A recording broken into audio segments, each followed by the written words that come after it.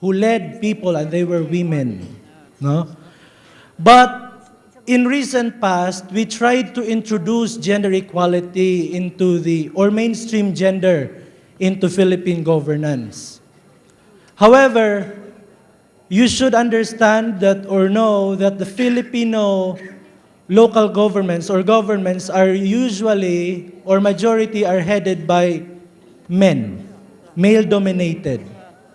And we try to sell gender and development based on an experience in the Western world, where we emphasize subordination, abuse, etc.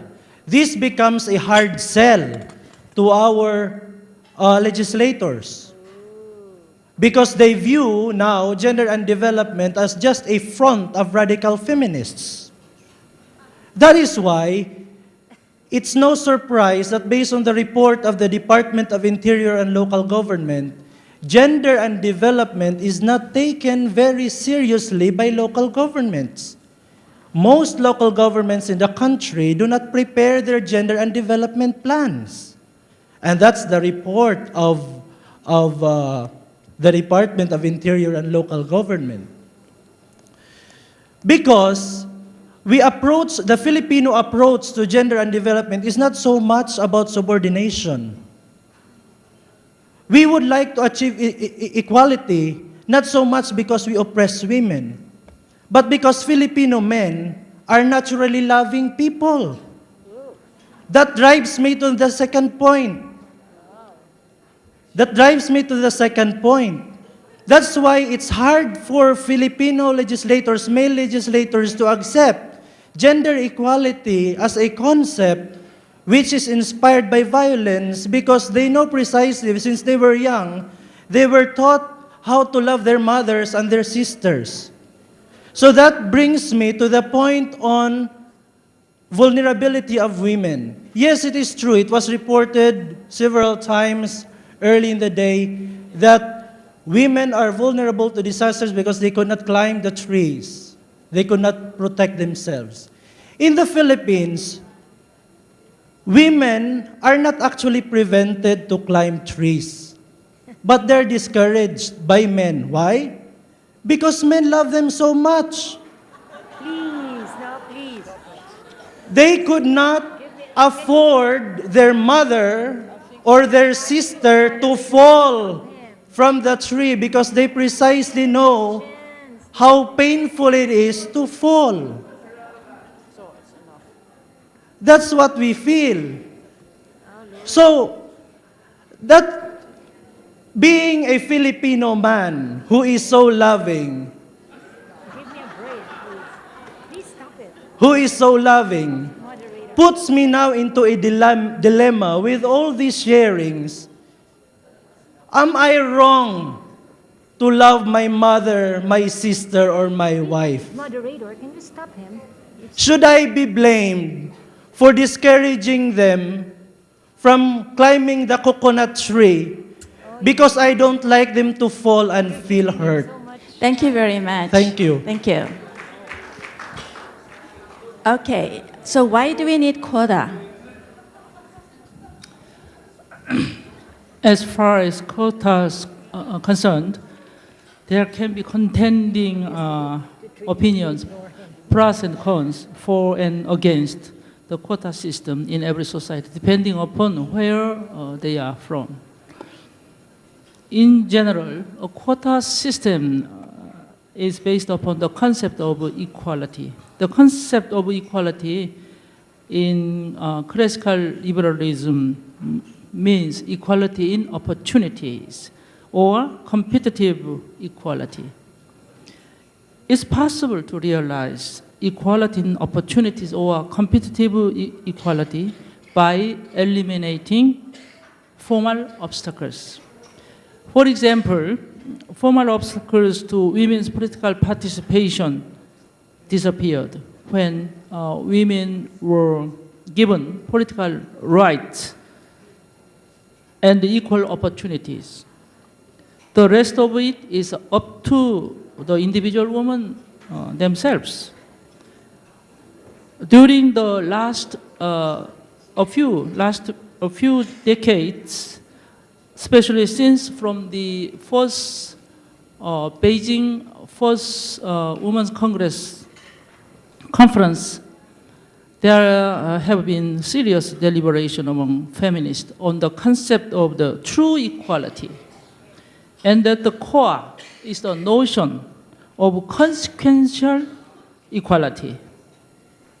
They contend that there is no true equal opportunity simply because a formal obstacle has been eliminated.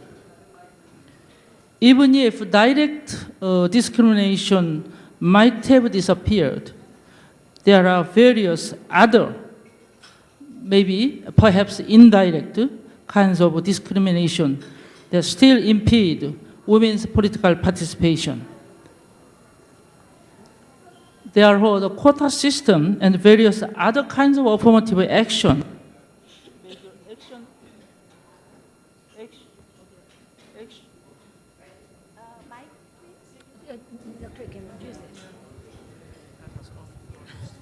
action measures represent an effort to establish consequential equality.